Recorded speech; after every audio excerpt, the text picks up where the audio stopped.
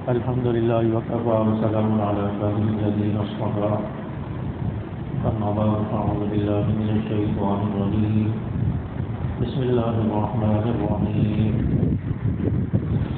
واذكر عبدنا أيوب إذ نادى ربه أني مسني الشيطان بنصب وعذاب فاركض برجلك هذا مغتسل بارد وشراب ووهبنا له أهله ومثلهم معهم رحمة منا وذكرى لأولي الألباب. صدق الله العظيم. واذكر عبدنا ایوب، ہمارے بندے ایوب علیہ السلام کو یاد کرو. اذ نادى ربہ، جب انہوں نے اپنے پروردگار کو پکارا. انی مسنی الشیطان بنصب وعذاب، کہ شیطان مجھے دکھ اور تکلیف دے دیا ہے. ارکض برجلک، اپنا پاؤں زمین پر مارو. ھذا مغتسل بارد وشراب، یہ ٹھنڈا پانی ہے نہانے کے لیے بھی اور پینے کے لیے بھی. ووهبنا له اهله ومثلهم معهم رحمة منا، اور اسی طرح ہم نے انہیں ان کے گھر والے بھی عطا کر دیے اور ان کے ساتھ اتنے ہی اور بھی. وذکریٰ لأولی الألباب، یہ نصیحت ہے عقل والوں کے لیے. حضرت ایوب علیہ السلام کا ذکر ان آیات میں ہو رہا ہے. حضرت ایوب علیہ السلام نے تکلیف پر صبر کیا اور صبر پر اللہ تعالیٰ نے ان کی تعریف بھی کی اور ان کا قرآن میں ذکر بھی فرمایا. آگے ہو جائیں. تو فرمایا اللہ تعالیٰ نے واذکر عبدنا ایوب، ہمارے بندے ایوب علیہ السلام کو یاد کرو. اذ نادى ربه انی مسنی الشیطان بنصب وعذاب، کہ جب انہوں نے اپنے پروردگار کو پکارا کہ شیطان مجھے دکھ اور تکلیف دے گیا ہے. حضرت ایوب علیہ السلام یہ اللہ کے بہت ہی برگزیدہ اور پیغمبر تھے. اللہ تعالیٰ نے انہیں نبوت عطا فرمائی تھی، اور حضرت ایوب علیہ السلام اپنے وقت کے بہت ہی اچھے اور کھاتے پیتے لوگوں میں سے تھے. تو حضرت ایوب علیہ السلام کو بیماری لاحق ہو گئی، اور وہ بیماری ایسی تھی کہ اس نے دل کے علاوہ باقی پورے جسم کو متاثر کیا، پورے اندرونی اعضاء کو جو ہے اس نے متاثر کیا. اور حضرت ایوب علیہ السلام کو تمام لوگ چھوڑ کر چلے گئے، یہاں تک کہ حضرت ایوب علیہ السلام کی اولاد، ان کا مال، یہ بھی سب ضائع ہو گیا. اور لوگ حضرت ایوب علیہ السلام کے قریب نہیں آتے تھے. اور ان کی نیک صفت بیوی جس کا نام رحمت تھا، یہ حضرت ایوب علیہ السلام کی خدمت کیا کرتی تھی. تو حضرت ایوب علیہ السلام بیماری میں اتنے متاثر ہوئے کہ ان کا مال اور اسباب، اولاد سب ضائع ہو گیا، اولاد مر گئی. اور حضرت ایوب علیہ السلام جو ہے وہ ایک باہر جو پورا کرکٹ کی جگہ تھی اس جگہ پر آ کر بیٹھ جاتے تھے. اور مفسرین نے لکھا ہے کہ بعد میں 8 سال لکھا ہے کہ اس بیماری میں مبتلا رہے ہیں، بعد میں 18 سال لکھا ہے. تو اس دوران ان کی بیوی وہ ان کی خدمت کرتی رہی، اور حضرت ایوب علیہ السلام کی بیوی دن بھر کام کرتی، لوگوں کے گھر میں جا کر اس سے جو انکم ہوتی تھی اس سے گھر کا گزر بسر ہوتا. تو حضرت ایوب علیہ السلام کی بیوی کے پاس ایک مرتبہ شیطان آیا اور اس نے آ کر کہا کہ حضرت ایوب علیہ السلام کی بیوی نے جب اس کو بلایا تو وہ قریب آیا اور اس نے آ کر کہا کہ میں ایوب علیہ السلام کو اگر صحت دے تو میری وجہ سے صحت مل جائے تو آپ یہ کہنا کہ صحت میری وجہ سے ملی ہے. یعنی اللہ نے صحت نہیں دی، معاذ اللہ، صحت جو ہے میں نے دی ہے. شیطان نے اپنی طرف جو ہے ان کو جو ہے کرنے کی کوشش کی کہ میرا نام آئے. چونکہ حضرت ایوب علیہ السلام کی بیوی نے کہا کہ ٹھیک ہے، تو ایوب علیہ السلام کو جب اس بات کا پتہ چلا تو وہ بیوی پر ناراض ہوئے اور کہ آپ نے یہ بات کیوں کہی ہے، اور یہ بات نبی کے شایان شان بھی نہیں ہے اور نبی کے گھرانے کے شایان شان بھی نہیں ہے، تو اس لیے آپ نے یہ دیکھنا تھا کہ میں کس کی بیوی ہوں، اور آپ نے شیطان کو خوش کر دیا۔ تو اس سے یہ بات بھی پتہ چلتی ہے کہ جب انسان کسی بڑے کے ساتھ ہوتا ہے، کسی معتبر آدمی کے ساتھ ہے، اس کے ساتھ گزر بسر کر رہا ہے، اس کی خدمت اور اس کے ڈیوٹی میں لگا ہے، تو اس کی جو ہے اہمیت کو سامنے رکھنا چاہیے کہ میری کسی ایسی بات کی وجہ سے اس پر کوئی حق نہ آ جائے، اس پر کوئی آگ نہ آ جائے، اس کی عزت میں کمی نہ ہو جائے۔ تو اس لیے بڑوں کے ماتحتوں کو بھی اس چیز کا خیال رکھنا چاہیے۔ یہ نہ ہو کہ بڑے آدمی کا مزاج عقیدہ اس کی بات کچھ اور ہے اور اس کے نوکر یا اس کے جو ماتحت لوگ ہیں وہ اپنی مرضی سے کچھ کرتے رہیں، ایسا نہیں ہونا چاہیے۔ تو اس سے پھر یہ ہوتا ہے کہ بعد میں جب کوئی مسئلہ پیدا ہوگا تو لوگ کہیں گے کہ فلاں کا آدمی ہے، فلاں کا جو ہے ان کے ساتھ رہتا ہے، تو یقیناً انہی نے اس کو بھیجا ہوگا، یقیناً اس کی وجہ سے یہ سارا انہوں نے مسئلہ ڈیل کیا ہے اور اس طرح کی باتیں کی ہیں۔ تو اس لیے اس چیز کو بھی سامنے رکھنا چاہیے۔ تو حضرت ایوب علیہ السلام کو یہ بات غلط لگی، حضرت ایوب علیہ السلام نے اب قسم کھائی کہ میں اپنی بیوی کو 100 کوڑے ماروں گا، اگر مجھے صحت مل گئی تو میں اپنی بیوی کو 100 کوڑے ماروں گا۔ تو حضرت ایوب علیہ السلام نے قسم کھا لی۔ پھر ایک وقت آیا، حضرت ایوب علیہ السلام اللہ کے سامنے روئے، گڑ گڑائے، اللہ سے دعا مانگی کہ اللہ مجھے صحت دے دے، مجھے تندرستی دے دے، میری بیماری کو ختم کر دے۔ تو اللہ تعالیٰ نے حضرت ایوب علیہ السلام کی دعا کو قبول کیا، اور اللہ تعالیٰ نے حضرت ایوب علیہ السلام سے کہا کہ اس زمین پر جہاں وہ تھے وہاں پر اپنے پاؤں مارو۔ زمین پر جب پاؤں مارے تو اس زمین سے پانی کا چشمہ جاری ہوا، اللہ تعالیٰ نے پانی جاری کر دیا، اور پھر فرمایا کہ اس پانی کو اب اس سے غسل بھی کرو اور اس پانی کو پیو بھی۔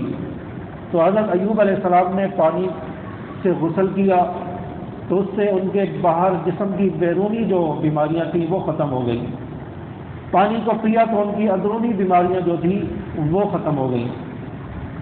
تو حضرت ایوب علیہ السلام کی بیوی اس وقت وہ وہاں پر نہیں تھی، وہ گئی ہوئی تھی۔ جب واپس آئی تو حضرت ایوب علیہ السلام صحت تندرست اور شکل بالکل تبدیل ہے، بالکل ینگ نوجوان لگ رہے ہیں۔ وہ آ کر پوچھنے لگی کہ یہاں پر ایک بیمار آدمی تھے ایوب علیہ السلام، ان کو آپ جانتے ہیں وہ کہاں ہیں؟ تو حضرت ایوب علیہ السلام نے کہا کہ وہ میں ہی ہوں، اللہ تعالیٰ نے مجھے صحت عطا فرمائی ہے۔ چنانچہ حضرت ایوب علیہ السلام کو پھر وہ قسم یاد آئی کہ میں نے تو یہ قسم کھائی تھی کہ مجھے صحت ملے گی تو میں اپنی بیوی کو 100 کوڑے ماروں گا، اب اس قسم کا کیا ہوگا؟ میری بیوی تو اتنی وفادار ہے، سب مجھے چھوڑ گئے تھے لیکن میری بیوی میری خدمت کرتی رہی، اور میرے یہاں تک کہ تقاضا ہوتا تھا، واش روم وغیرہ کا مسئلہ ہوتا تھا، وہاں بھی میری بیوی میری خدمت میں لگی رہی۔ تو اتنی یعنی میرے ساتھ اتنا جو ہے کلوز تھی اور اتنی محنت کی اور اتنا میرے ساتھ وہ محبت سے پیش آتی رہی، تو اب میں کیسے اپنی قسم کو پورا کروں؟ اگر قسم نہیں پورا کرتا تو پھر قسم توڑنے کا کفارہ آتا ہے۔ تو اب اگر ایوب علیہ السلام پریشان ہو رہے تو اللہ تعالیٰ نے حکم دیا کہ آپ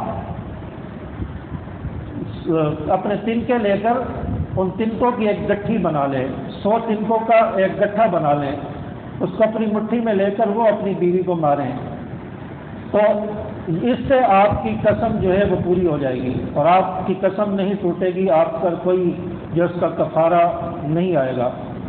چنانچہ حضرت ایوب علیہ السلام نے 100 تنکوں کا گٹھا بنایا، اس کو اپنے ہاتھوں میں لے کر وہ اپنی بیوی کو مارا، ایک مرتبہ مارا اور کہا کہ 100 تنکے لگیں، آپ کے 100 کوڑے پورے ہو گئے، آپ کی قسم پوری ہو گئی۔ چنانچہ حضرت ایوب علیہ السلام کی قسم اس طرح پھر پوری ہوئی اور اس پریشانی سے حضرت ایوب علیہ السلام کو نجات ملی، اور پھر جو آپ کا مال و اولاد سب چیزیں ضائع ہو گئی تھی، اللہ تعالیٰ نے پھر آپ پر اتنی رحمت فرمائی، اتنا کرم فرمایا کہ آپ کی اہل و اولاد آپ کو عطا فرمائی، یعنی اولاد پھر صحت ملنے کے بعد ان کی اولاد ہوئی، اور وہ اولاد اتنی ہوئی کہ پہلے سے بھی زیادہ تھی، پہلے سے بھی اولاد بڑھ گئی، تو اللہ تعالیٰ نے اولاد عطا فرمائی۔ غالباً 28 بچے لکھے ہیں ان کی اولاد میں 28 بچے تھے۔ تو حضرت ایوب علیہ السلام کی اولاد ہوئی، پھر ان کا آگے جو ہے پوتے پوتیاں نواسے نواسیاں، تو اس طرح ان کی جو اہل و اولاد کو اللہ تعالیٰ نے وسیع کر دیا۔ اور پھر حضرت ایوب علیہ السلام کے پاس 2 جو کمرے تھے، تو اللہ تعالیٰ نے حضرت ایوب علیہ السلام پر جو ہے رزق کی بارش فرمائی، اور ایک کمرے کو اللہ تعالیٰ نے سونے جواہرات سے بھر دیا اور دوسرے کمرے کو چاندی سے بھر دیا۔ تو یہ اللہ تعالیٰ نے ان پر کرم فرمایا تو ان کو دولت بھی عطا فرما دی۔ تو اب حضرت ایوب علیہ السلام کو اہل و اولاد ملی، وذکریٰ لأولی الالباب۔ اللہ تعالیٰ نے اس واقعے کو فرمایا کہ عقل والوں کے لیے نصیحت ہے۔ ایک تو حضرت ایوب علیہ السلام نے صبر کیا، 8 سال یا 18 سال حضرت ایوب علیہ السلام بیماری میں صبر کرتے رہے، کوئی گلہ شکوہ نہیں کیا، کوئی ایسی بات اپنی زبان پر نہیں لائے کہ جس سے یہ شکایت ہوتی ہو، جس سے گلہ شکوہ ہوتا ہو، ایسی بات کوئی زبان پر نہیں لائے۔ تو حضرت ایوب علیہ السلام کے صبر کی جو ہے دنیا مثالیں دیتی ہے، اللہ تعالیٰ نے بھی مثال دی ہے کہ حضرت ایوب علیہ السلام کی طرح صبر کرو۔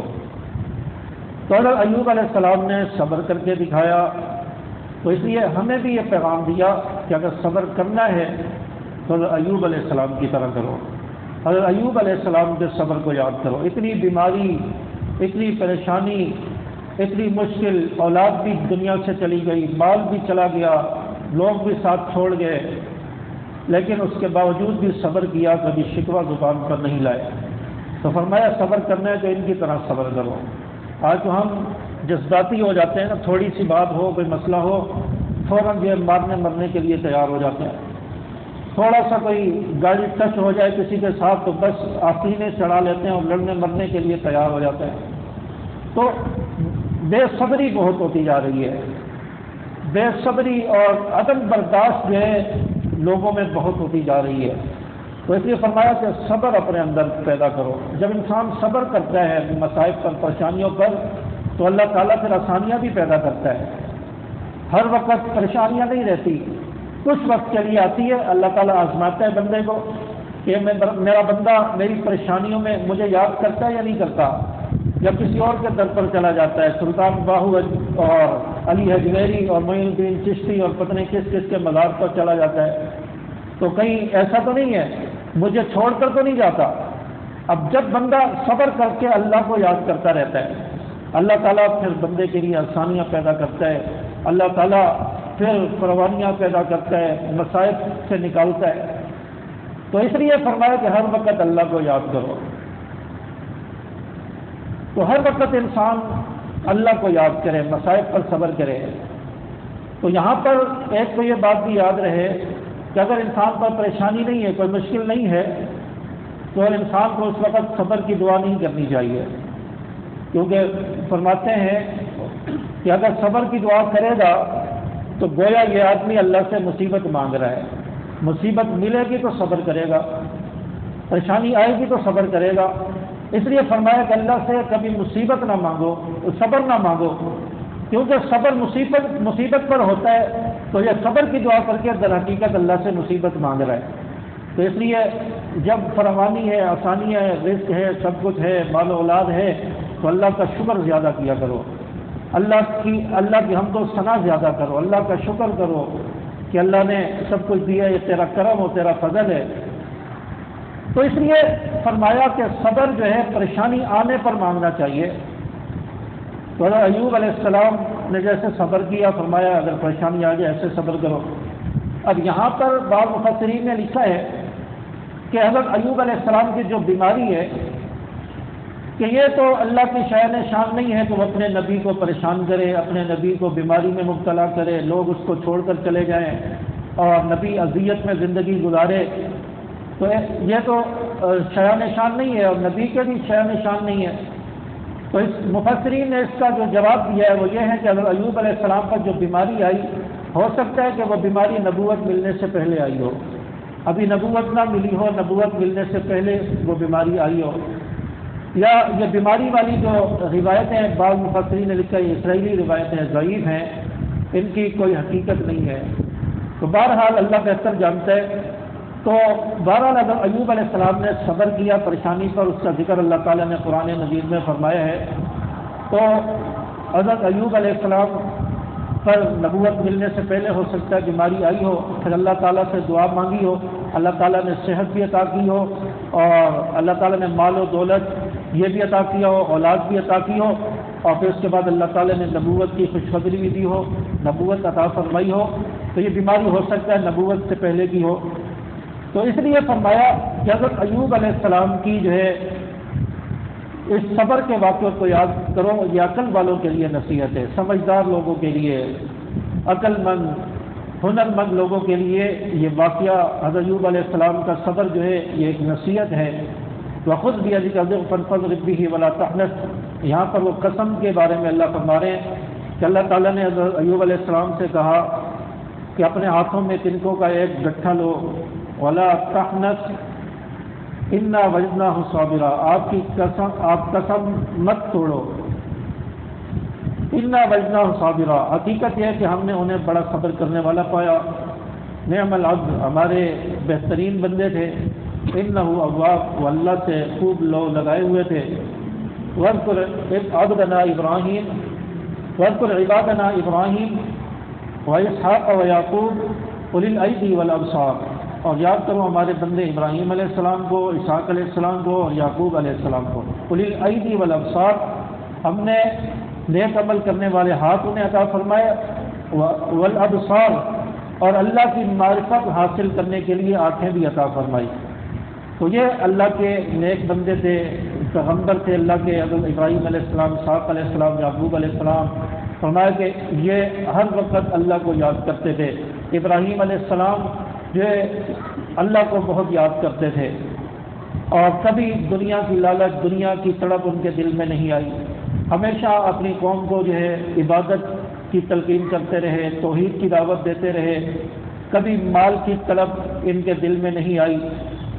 تو اللہ تعالیٰ نے ان کا ذکر فرمایا کہ ہم نے ان کو بصیرت عطا فرمائی تھی، اللہ تک پہنچنے کے لیے ایسی بصیرت اور سمجھ عطا فرمائی تھی کہ اللہ کو پہچان لیا تھا، اور ہاتھوں سے جو ہے عبادت مراد لی ہے، کیونکہ نیک اعمال انسان زیادہ تر ہاتھوں سے کرتا ہے، لوگوں کی خدمت کرنا اور لوگوں کو جو ہے ان کی مدد کرنا، تو یہ ساری چیزیں جو ہے عبادت سے ہوتی ہیں۔ اسی طرح دعائیں مانگنا، یہ بھی سب ہاتھوں سے ہوتا ہے، دعائیں ہاتھ سے مانگتا ہے انسان۔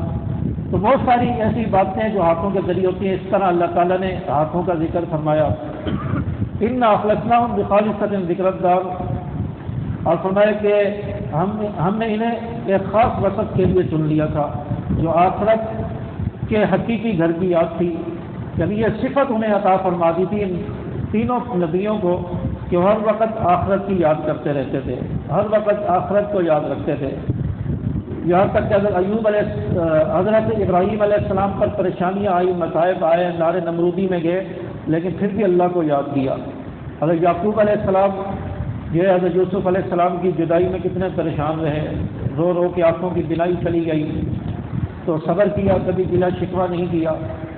تو اللہ تعالیٰ نے ان کا ذکر فرمایا اور فرمایا کہ ہمارے خاص بندوں میں سے تھے، ہم نے ان کو آخرت کی یاد کا وصف عطا فرمایا تھا۔ وَإِنَّهُمْ عِندَنَا لَمِنَ الْمُصْطَفَيْنَ الْأَخْيَارِ، اور فرمایا حقیقت یہ ہے کہ ہمارے نزدیک تو چنے ہوئے بہترین لوگوں میں سے تھے، اللہ کے چنے ہوئے اور بہترین بندے تھے۔ وَاذْكُرْ إِسْمَاعِيلَ وَالْيَسَعَ وَذَا الْكِفْلِ وَكُلٌّ مِّنَ الْأَخْيَارِ، اور اسماعیل علیہ السلام، یسع علیہ السلام اور ذا الْكِفْلِ یہ بھی نبیوں کے نام ہیں، وَكُلٌّ مِّنَ الْأَخْيَارِ، اور فرمایا کہ یہ سب بہترین لوگوں میں سے تھے۔ ھذا ذکر، یہ سب کچھ ایک نصیحت کا پیغام ہے۔ وَإِنَّ لِلْمُتَّقِينَ لَحُسْنَ مَآب، اور یقین جانو کہ جو لوگ تقوی اختیار کرتے ہیں آخری ٹھکانے کی بہتری انہی کے حصے میں آئے گی، یعنی ان کے لیے آخرت کا بہترین ٹھکانہ ہے جو لوگ صبر کرتے ہیں، تقوی کرتے ہیں، ہمیشہ اللہ کو یاد کرتے ہیں، گلے شکوے نہیں کرتے، اور ہر وقت اللہ کی طرف لو لگائے رہتے ہیں، فرمایا کہ ایسے لوگوں کو پھر اللہ تعالیٰ جنت کا بہترین ٹھکانہ عطا فرماتے ہیں۔ اللہ تبارک و تعالیٰ ہمیں سمجھ عمل کی توفیق عطا فرمائے۔